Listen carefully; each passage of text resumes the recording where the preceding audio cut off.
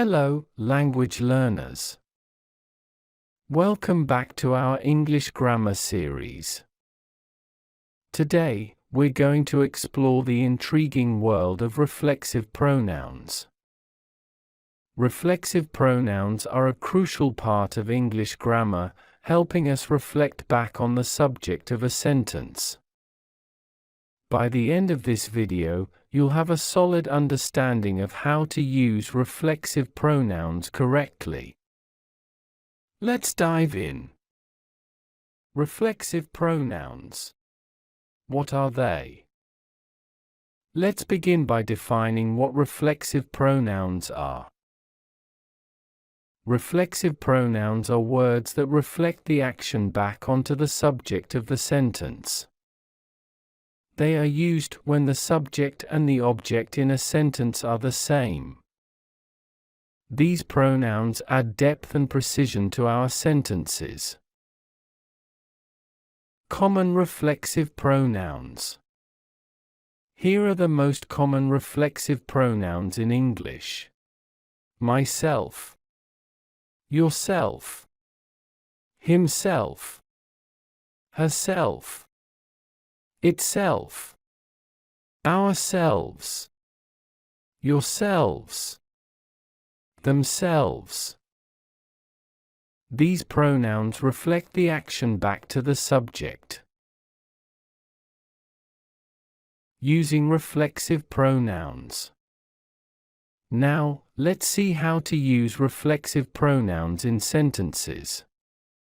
In the sentence, I washed myself. Myself is the reflexive pronoun because it reflects the action of washing back to the subject I. And in this example, she dressed herself. Herself is the reflexive pronoun, indicating that she dressed herself.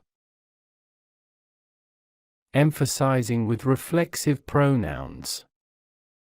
Reflexive pronouns can also be used for emphasis. Let's explore this. In the sentence, he made the cake himself. Himself emphasizes that he made the cake without any help. And in this example, she solved the problem all by herself. Herself emphasizes that she solved the problem independently. Reflexive pronouns versus intensive pronouns. It's important to distinguish between reflexive pronouns and intensive pronouns. Reflexive pronouns reflect the action back to the subject, while intensive pronouns emphasize or intensify a noun or pronoun in a sentence. For example, she herself baked the cake uses herself as an intensive pronoun to emphasize she as the one who baked the cake. Common mistakes to avoid. Before we conclude, let's highlight some common mistakes to watch out for when using reflexive pronouns. One common mistake is using reflexive pronouns when they aren't needed.